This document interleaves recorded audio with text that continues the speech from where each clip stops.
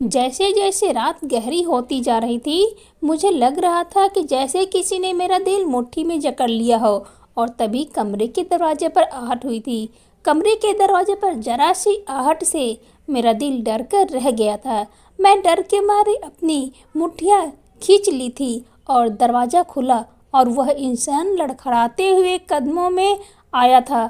बड़ी जोर से उसने दरवाज़ा बंद किया था। जैसे जैसे उसके डगमगाते कदम मेरी तरफ बढ़ रहे थे, मुझे लग रहा था कि बस मेरी जान निकल जाएगी। वह नशे में चूर आँखों के साथ गिरने के अंदाज में बेड पर बैठा था। मैं सहम कर बिल्कुल बेड के कोने में जा लगी थी। वह कहने लगा, इतना घबरा क्यों रही हो? मैं तुम्हारा पति हूँ, कोई गैर नहीं। तुम्हें बहुत रीति रिवाज कानून याद आते हैं। मुझे देख लो, अब हर तरीके से मैं तुम्हारा पति हूँ।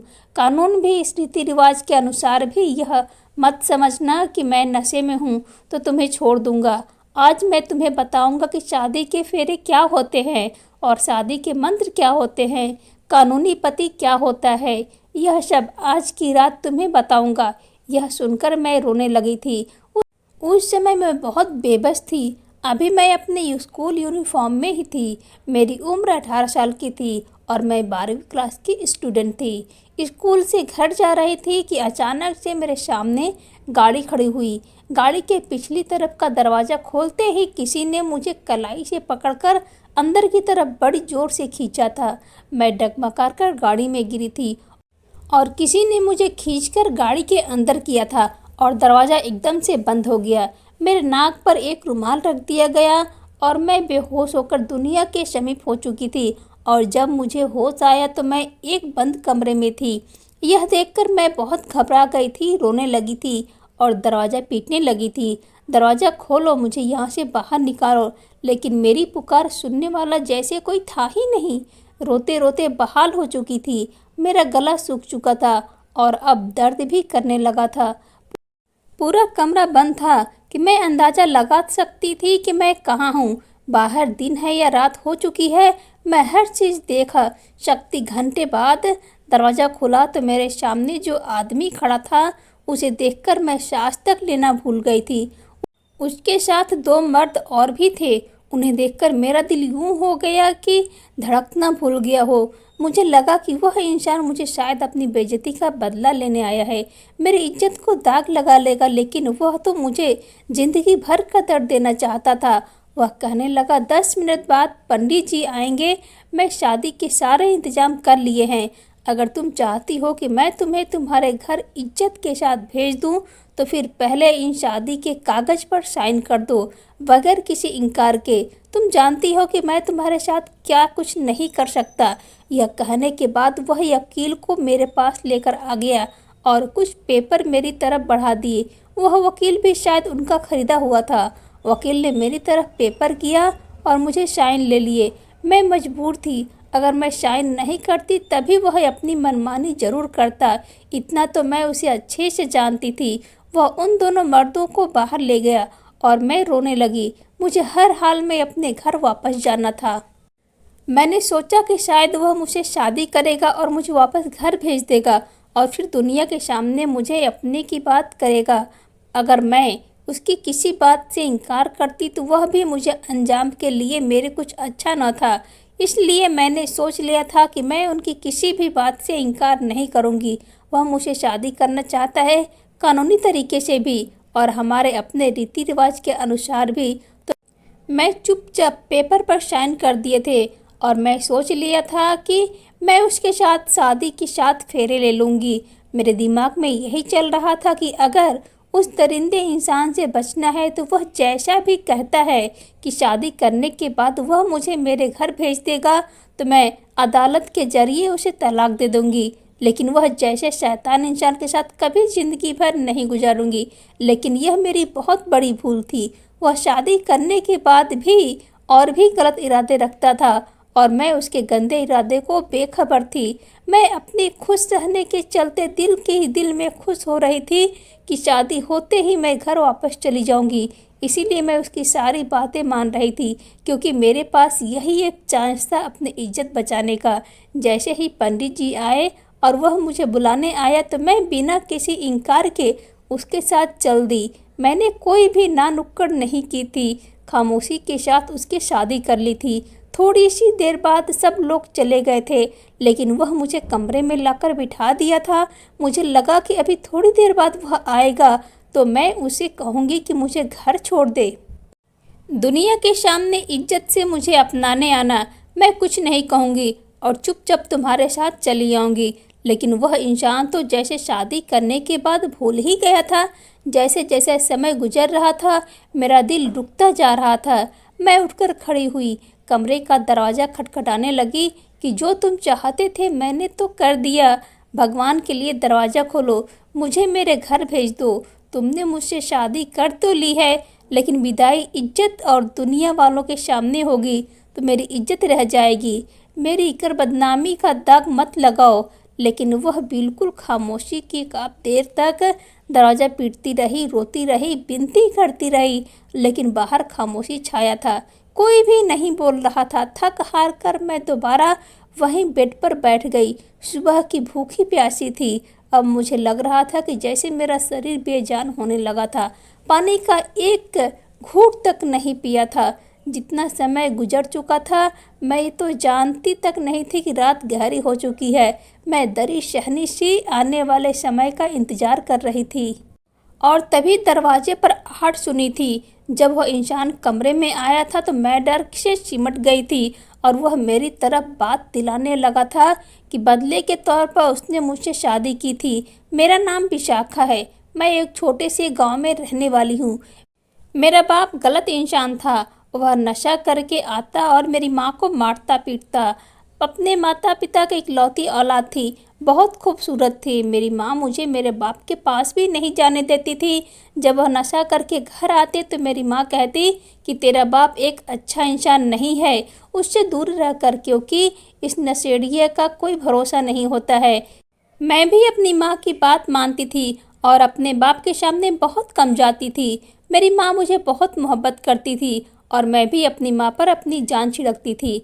हम दोनों माँ बेटी जैसे तैसे करके अपना गुजारा कर रहे थे। घर के खर्चे जोड़ जोड़ कर मेरी माँ ने मुझे एडमिशन कर दिया था, क्योंकि मुझे पढ़ने का बहुत शौक था। हालांकि मेरे बाप ने मना किया था कि क्या ज़रूरत है पढ़ने की, लेकिन मेरी जिद के देखते हुए मेरी माँ नहीं मानी थी और मुझे एक छोटे से स्कूल में एडमिशन करा दिया था। एक बार मेरे बाप ने नशा करने की से तबीयत बहुत ख़राब हो गई थी और वह वहीं सड़क पर बेहोश हो गए थे। तो एक लड़का विपुल दो लड़कों के साथ मेरे बाप को घर तक लेकर आया था और वह एक मनहूस पल था कि दरवाज़ा ही मैं खोली थी। यह तीनों भी नशे में थे, लेकिन मेरे पापा नशे में बेहोश हो चुके थे। गार्डन में गिरे हुए देखा तो परेशान होकर पापा पापा चिल्लाने लगी और ठीक मेरी चीख सुनकर मेरी माँ अजनबी सी नशे में दो लोगों को देखकर मेरी तरफ मुझे घूर कर देखने लगी और मुझे डांटते हुए कहा कि तुम अंदर जाओ, जो तुम्हारे बाप का तो है यही हाल होना था। इतना परेशान होने की तुम्हें कोई ज़रूरत नहीं है। इतना यह नशा करता है, एक दिन देखना कि किसी गाड़ी के नीचे आकर मर जाएगा। मैं कमरे में चली गई, लेकिन मैं नहीं जानती थी कि यह पल मेरे लिए किसी मुसीबत का कारण बनने वाला था। आज मैं आंसू बहते हुए उस पल को कोस रही थी जब मैं दरवाज़ा खोला था। उस लड़के ने तो मेरी ज़िंदगी नरक बना रखी थी। जब मैं स्कूल जाती थी तो मुझे लगता था कि जैसे कोई मेरा पीछा कर रहा था। 2-4 दिन तक तो मुझे यही महसूस हो रहा था, मेरा कोई पीछा कर रहा है। लेकिन एक बार मैंने वही लड़का जो उस दिन मेरे पापा को लेकर आया था, कुछ दूरी के कदमों पर मेरे पीछे आकर खड़ा था। 23-24 साल का नौजवान लड़का, सिगरेट मुंह में दबे हुए था, गहरी सांवरी रंग थी और आवारा टाइप का था। मैंने बहुत ही नापसंद नज़रों से उसे देखा और उसे गुस्से से घूर भी, ताकि वह समझ जाए कि मुझे उसका पीछा करना पसंद नहीं। लेकिन वह अपने पीले हुए दांत निकालकर हंसने लगा। काफ़ी दिन तक तो मैं उसे नज़रअंदाज करती रही, लेकिन एक बार उसने मेरे साथ वह किया जो मैं सोच भी नहीं सकती थी। मैं स्कूल से बाहर आई तो वह मेरे सामने आकर खड़ा था। मैंने उसे नज़रअंदाज किया और घर की तरफ बढ़ गई। मेरा स्कूल घर से बहुत ही दूरी पर नहीं था, लेकिन 15 मिनट की दूरी पर था। और वह लड़का जल्दी जल्दी मेरे पास आ गया और कहने लगा कि मुझे तुमसे कुछ बात करनी है। मैंने कहा, यह कौन सा तरीका है कि बीच सड़क पर तुम मेरा रास्ता रोक रहे हो कि मुझे तुमसे बात करनी है? कौन हो तुम? मैं तुम्हें नहीं जानती और ना ही मुझे तुमसे कोई बात करनी है। मैंने अपने शब्दों को काफ़ी तेज और सख्त रखा था और वह कहने लगा कि तुम्हारा बाप मुझे अच्छी तरह से जानता है। मैं अपने घर वालों को तुम्हारे घर तुम्हारे रिश्ते के लिए भेजूंगा। तुम मुझे बहुत अच्छी लगती हो। यह सुना था कि मैं गुस्से के मारे लाल हो गई थी। मैंने कहा कि ऐसी हरकत करने की कोई ज़रूरत नहीं है, क्योंकि तुम मुझे बिल्कुल पसंद नहीं हो और आगे मेरा पीछा भी मत करना। यह कहकर मैं आगे बढ़ गई। मैं समझी कि यह बात खत्म हो गई, लेकिन वह लड़का 2 दिन बाद ही खुद अपनी माँ के साथ हमारे घर पर आ गया था। मेरे पापा उस समय घर पर ही थे। मेरे पापा उससे जानते थे, इसलिए उस घर आने से रोक नहीं सकती थी। वह अंदर आ गया था और बहुत ही गंदे तरीके से अंदर पड़ी कुर्सी पर बैठ गया। उसकी माँ भी बहुत अजीब सी थी, मुंह में पान डाले हमारा पूरा घर देख रही थी। मुझे जरा भी इस बात का एहसास ना था कि उसे अपने बेटे की कितनी घटिया परवरिश दी है और वह अपने इस घटिया बेटे का रिश्ता मेरे लिए लेकर आई थी। उसे चाहिए था कि वह अपने बेटे को समझाए, क्योंकि उसका बेटा नशेड़ी था और नशेड़ी आदमी औरत को तकलीफ और तंगी देने के बजाय क्या ही दे सकता था। नशेड़ी आदमी को तो नशा ना मिले तो वह अपनी पत्नी को भी बेच डालेगा। और औरत ने मेरे बाप को इधर उधर की बातों में मेरा रिश्ता मांग लिया था। मुझे लगा था कि मेरा बाप उसे धक्के मारकर बाहर निकाल देगा, लेकिन मुझे हैरत तो उस समय हुई थी जब पापा ने कहा कि तुम काम तो कुछ करते नहीं हो, मैं कैसे तुम्हें अपने बेटी का हाथ दे दूं। तो उसने कहा कि 2 लाख निकालकर पापा के सामने रख दिए। उसकी माँ कहने लगी कि हमारी दुकान भी है और घर भी है, जिसका हमें अच्छा खासा किराया आ जाता है। मेरी माँ ने कहा, हाँ, अपने अपने 2 लाख उठा लो और यहाँ से चलते बनो। मुझे यह रिश्ता बिल्कुल भी मंजूर नहीं। लेकिन मेरे पापा ने 20 लाख फॉर्मेस उसे हाथ में दे दिए थे। कहने लगा कि मुझे यह रिश्ता मंजूर है। यह सुना था कि मैं गुस्से से कांपने लगी थी। मेरी माँ भी कहने लगी कि क्या हो गया आपको? मैं कभी भी अपनी बेटी किसी भी नशेड़ी के हवाले नहीं कर सकती। पापा कहने लगे कि तेरी बेटी कहाँ से आई? वह मेरी बेटी है और मैं पूरे होशो हवास में उसकी शादी इस लड़के से करूँगा।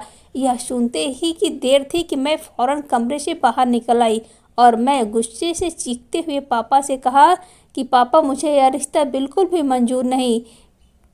मेरे मुंह से इनकार का सुना तो उस लड़के की माँ अपने बेटे को घूरने लगी। कहने लगी कि कमबख्त, तू तो कहता था कि लड़की तेरे से मोहब्बत के चक्कर में चल रहा था और यह तो इनकार कर रही है। यह सुना था कि मैं भी गुस्से की लाल पीली हो गई और मैंने कहा कि इस जाहिल गवार को बिल्कुल भी पसंद नहीं करती। बेहतर है कि आप लोग यहाँ से निकल जाए। लेकिन वह लड़का गुस्से से खड़ा हुआ और अपनी माँ से कहने लगा कि माँ, अपने हाथ में पहनी हुई अंगूठी दो, मैं बताता हूँ कि मैं क्या कर सकता हूँ। इसकी हिम्मत कैसी हुई मेरे लिए इनकार करने की? आखिर मुझ में ऐसी कौन सी कमी है? मैं उसके इनकार को नहीं मानता। मेरी माँ भी गुस्से से कहने लगी कि तुम ज़बरदस्ती क्यों कर रहे हो जब हमारा दिल नहीं मान रहा। लेकिन मेरे पापा मेरी माँ से लड़ने लगे। कहने लगे कि विशाखा मेरी बेटी है, तुम कौन होती हो मना करने वाली? मेरी बेटी को तुम अंगूठी पहनाओ, मैं देखता हूँ कि तुम्हें कौन रोकता है। पापा ने मेरी माँ का हाथ जोर से पकड़ा और उन्हें कमरे में जाकर बंद कर दिया। मैंने कहा, पापा, मुझे नहीं करनी इस लड़के से शादी। पापा, मुझे नहीं करनी इस लड़के से शादी। आप क्यों मेरे साथ ज़बरदस्ती कर रहे हैं? लेकिन मेरे बाप ने मेरी एक न सुनी। उस औरत ने अपने हाथ से एक पुरानी सी सोने की अंगूठी निकालकर अपने बेटे के हाथ में रख दी। वह बहुत ही ठीक अंदाज में मुस्कुरा रहा था। मेरी तरफ बढ़ा और मैं कुछ कदम पीछे खड़ी थी। देखो, मेरे पास मत आना, खबरदार। जो तुम मेरा हाथ पकड़ने की कोशिश भी की। बेदर्दी से मेरा हाथ पकड़कर खींचा था और अंगूठी ज़बरदस्ती मेरी उंगली में पहना दिया।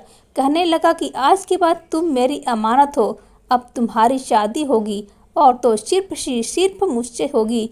इतना कहकर उसकी माँ ने अपने पास मौजूद 5,000 निकालकर मेरे हाथ पर रख दिए और कहने लगे कि बस, हम बात पक्की कर चुके हैं, अगले हफ्ते आएंगे, हम अपनी बहू को अपने घर ले जाएंगे और पैसों की खातिर मेरा बाप कुछ भी कर सकता था।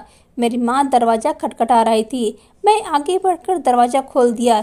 मेरी माँ तो कट पीट कर रह गई थी। वह मेरे बाप को धक्का देकर बोले, तुम कैसे बाप हो? लोग अपनी बेटियों के लिए अच्छे नसीबों के लिए प्रार्थना करते हैं और तुमने अपनी इकलौती बेटी की मंगनी एक नशेड़ी आदमी से कर दी।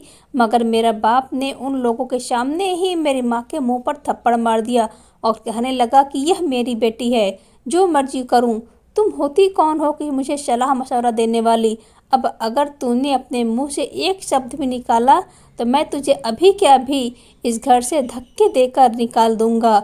इतना सुना कि मेरी माँ खामोश हो चुकी थी। वह लड़का बड़ी बेशर्म नज़रों से मुझे देखने के बाद अपनी माँ के साथ में मौजूद वह अंगूठी देखती रह गई थी। कितनी देर तो मुझे कुछ समझ ही नहीं आ रहा था और जब थोड़ी देर बाद मुझे होश आया तो गुस्से से अंगूठी निकाल दिया। अंगूठी को अपनी अंगूठी से निकालकर बाहर फेंक दिया था। मेरे लिए वह अंगूठी नहीं बल्कि जंजीर थी। नफरत सी महसूस होने लगी थी मुझे। मैंने अंगूठी उतार कर वहीं फेंक दी और कहने लगी कि उस लड़के के साथ शादी नहीं करने वाली। मेरे बाप ने यह देखा तो गुस्से की आग बबूला हो गया।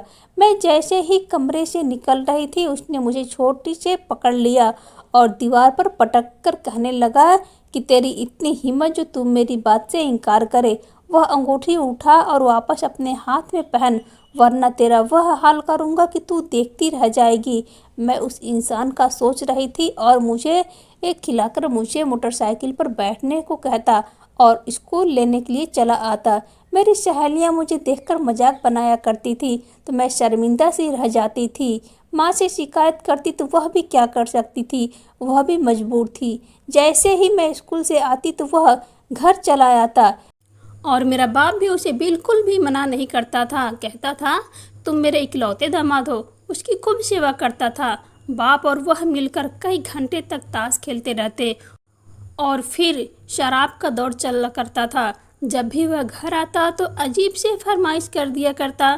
कहने लगता कि मेरे लिए चाय बना कर दे दो। कभी कहता कि अपने हाथों से हलवा बना कर लाओ। सामने बैठकर मेरी तारीफ़ें करता रहता और मेरा बाप सुनकर खुश होता रहता। मुझे तो अपने बाप से भी नफ़रत महसूस होने लगती थी, जिसके अंदर गैरत नाम की भी चीज़ मौजूद न थी। वह बहाने बहाने से मेरा हाथ पकड़ने की कोशिश करता तो कभी भी मेरे गले में दुपट्टा खींचकर उतार देता। अगर उसको मना करती तो वह कहता कि तुम मेरी पत्नी बनने वाली हो। शादी से पहले तुम मेरे साथ इस तरीके से हरकतें मुझे बिल्कुल भी पसंद नहीं। जब तक शादी नहीं हो जाती तुम मेरे लिए गैर हो और अपनी हद में रहा करो। लेकिन उस जैसे ढीठ इंसान पर किसी भी बात का कोई असर नहीं होता। एक दिन तो उसने हद ही कर दी। घर पर कोई भी नहीं था और वह घर आकर मेरे अकेलेपन का फ़ायदा उठाते हुए मेरी कमर में हाथ डालकर मुझे अपनी तरफ खींच लिया और मुझे चूमने की कोशिश करने लगा। मैं उसे खुद से छुड़ाने की कोशिश करने लगी, लेकिन उसकी रोज़ की वह बात कि तुम मेरी पत्नी बनने वाली हो, मैं कुछ भी कर सकता हूँ। लेकिन मैंने उसे अपने आप से दूर किया और गुस्से से कहा कि मैं अभी तुम्हारी पत्नी बनी नहीं हूँ, इसलिए शादी से पहले तुम ऐसी हरकतें मत करो। एक दिन ऐसी खबर सुने जिसे सुनकर मेरी समझ में नहीं आ रहा था खुश हूँ या दुखी। उस दिन मेरे पापा घर नहीं आए थे। सारी रात बीत चुकी थी। मेरी माँ भी परेशान होने लगी थी कि पड़ा होगा कहीं गली के नुक्कड़ पर शराब पीकर। जैसे ही सुबह हुई तो मेरा ज़बरदस्ती का मंगेतर विपुल मेरे पापा को लेकर घर आया था। मेरे पापा की मौत हो चुकी थी शराब पीने की वजह से। वह ऐसा बेहोश हुआ था कि दोबारा उठ ही ना सका। मगर यह बात तो सुनकर मुझे जरा भी दुख महसूस नहीं हुआ था, ना ही मेरे आंखों में आंसू आया था। उल्टा खाली खाली आंखों से अपने बाप को देख रही थी। गांव वाले मेरे बाप के अंतिम संस्कार में शामिल होने के लिए नहीं आए थे, क्योंकि पूरा गांव जानता था कि मेरे बाप की करतूतें कितनी गलत है। थोड़े बहुत लोग आए थे, वह भी सिर्फ मेरी और मेरी माँ की हमदर्दी के खातिर आए थे। खैर, पापा के मरने के बाद विपुल से सारे रिश्ते नाते टूट चुके थे। रिश्ता पापा ने तय किया था और अब मैं उसके इस रिश्ते में नहीं आना चाहती। अगले ही दिन जब वह दोबारा मुझसे मिलने घर आया तो मैंने वह अंगूठी उतारकर उसके मुंह पर फेंक दिया। मेरे रिश्ता तोड़ने पर वह गुस्से में आ गया और ज़बरदस्ती करने लगा तो मैं एक सन्नाटेदार थप्पड़ मार दिया और धक्का देते हुए घर से बाहर निकाल दिया और कहा कि दोबारा यहाँ आने की कोशिश मत करना। मेरा बाप अब इस दुनिया में नहीं रहा, उसके साथ साथ तुम्हारे साथ में मेरा रिश्ता भी खत्म हो चुका है। मगर पूरे गांव के सामने उसकी इतनी बेइज्जती कि मुझे लगा कि वह दोबारा यहाँ कदम भी नहीं रखेगा। कुछ दिन बिल्कुल खामोशी रही थी। वह लड़का दोबारा यहाँ नहीं आया था। मैं समझती थी कि शायद इतना अपमानित होने के बाद वह डर चुका होगा और अब दोबारा यहाँ नहीं आएगा। मगर अगले ही दिन वह मुझे स्कूल से उठाकर अपने घर ला चुका था। मैं कमरे में बैठी थी क्योंकि शादी कर लेने के बावजूद उसने अभी तक वापस मुझे घर नहीं भेजा था। तभी दरवाज़ा खुला।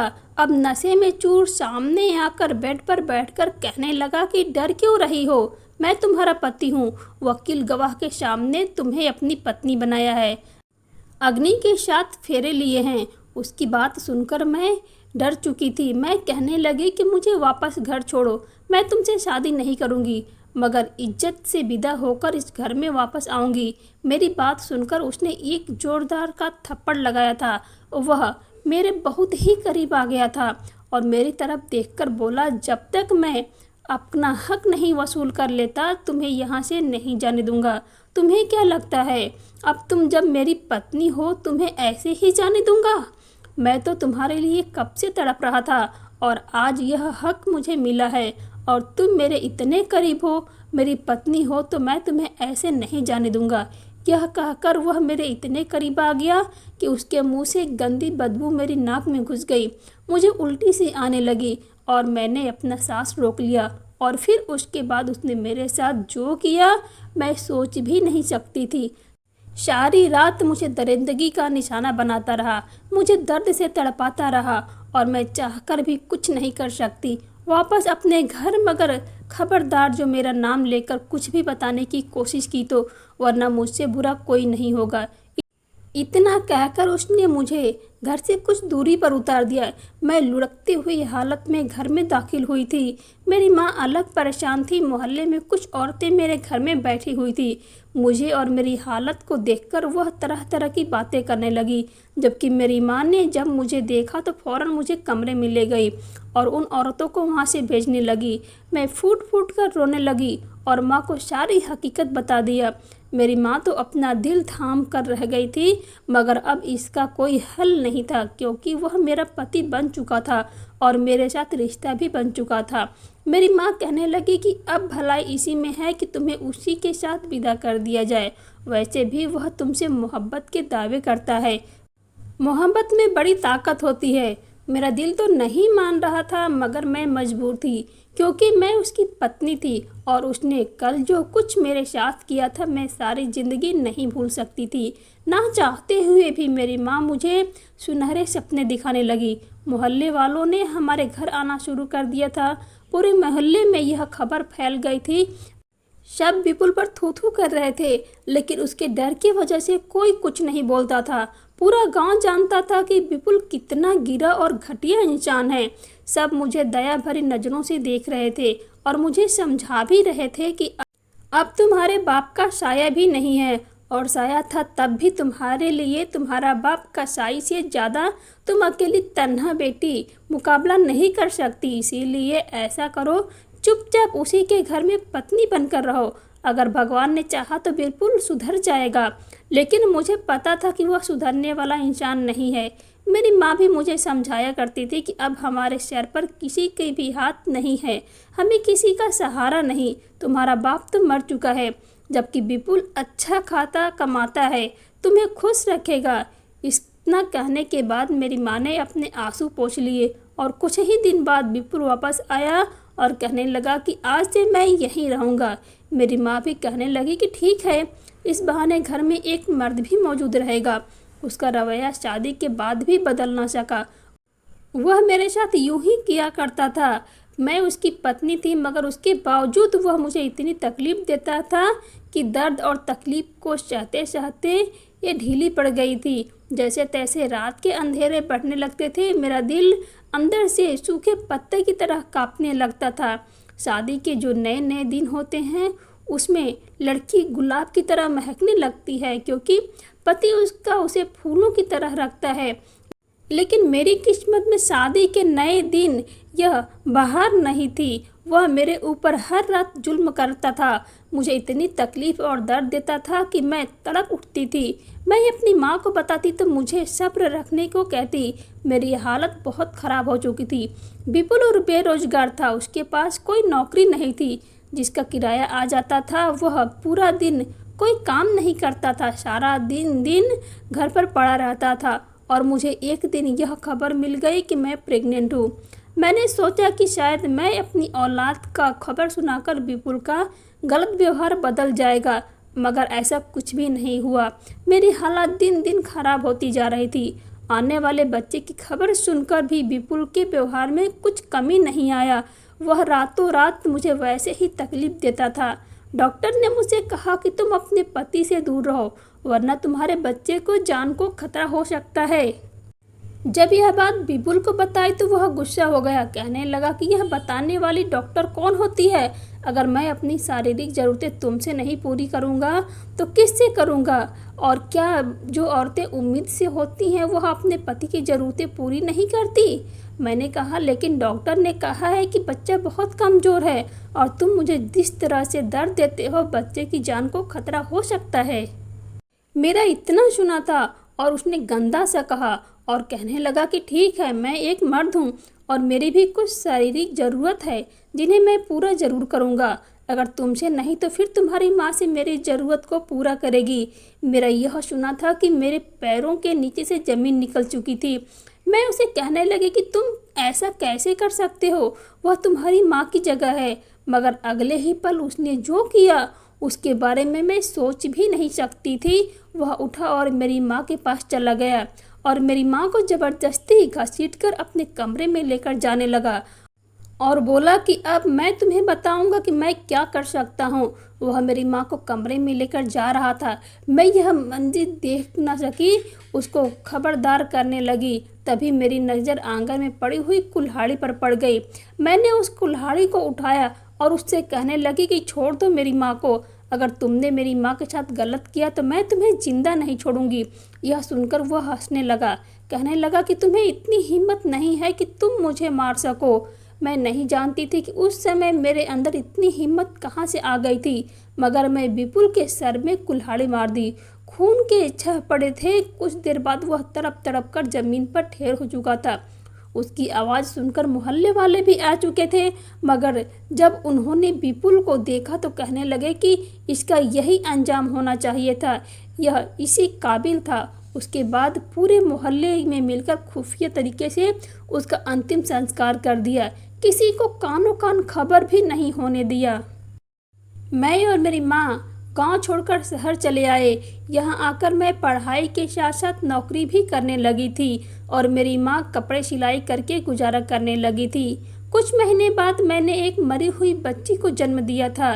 बेटी के मर जाने का मुझे दुख था, मगर यह सोचकर तसल्ली हो गई थी कि शायद इसकी भलाई इसी में थी। शहर आए हुए हमें 2 साल हो चुके थे। मैं एक छोटी मोटी सी नौकरी करके अपना और अपनी माँ का पेट पाल रही थी कि तभी मेरे लिए एक रिश्ता आया। यह रिश्ता मेरी माँ की एक जानने वाले ने कराया था। लड़के की पहली पत्नी मर चुकी थी। बच्चे को जन्म देते ही उसकी पत्नी मर गई थी। छोटी सी नवजात बच्ची थी जिसे पालने के लिए माँ की ज़रूरत थी और इसीलिए वह शादी करना चाहता था। मेरी माँ ने यह रिश्ता मेरे सामने रखा और कहा कि लड़का अच्छा पढ़ा लिखा है, तुम्हें खुश रखेगा। मैं भी इस रिश्ते के लिए हाँ कर दी थी। जिंदगी में कोई खुशियाँ और उमंग तो बची नहीं थी मेरे दिल में, लेकिन बच्चे के लिए ममता उमड़ आई थी। मैंने सोचा कि वह छोटी सी नवजात बच्ची, उसे माँ की सख्त ज़रूरत है। मैं उसे माँ का प्यार दूंगी। पता नहीं कोई दूसरी सौतेली माँ आएगी, वह कैसी होगी, और मैं उस बच्ची का अच्छे से ध्यान रखूंगी। यह सोचकर मैं रिश्ते के लिए हाँ कर दी। मेरी माँ ने मेरी शादी कर दी है और मैं अपनी ज़िंदगी में आगे बढ़ गई। मेरा पति बहुत अच्छा है। मैं उसके बच्चे का एक सगी माँ की तरह ध्यान रखती हूँ। यह देखकर मेरे पति के दिल में मेरे लिए और भी इज्जत बढ़ गई है। मैं अपने परिवार में बहुत खुश हूँ। दोस्तों, मैं उम्मीद करती हूँ कि आपको यह कहानी पसंद आई होगी। अगर आपको यह कहानी थोड़ी भी पसंद आई हो तो प्लीज़ हमारे चैनल को सब्सक्राइब कीजिए और कहानी को ज़्यादा से ज़्यादा शेयर कीजिए। बहुत जल्द मिलेंगे इसी तरह से और एक नई कहानी के साथ। नमस्कार।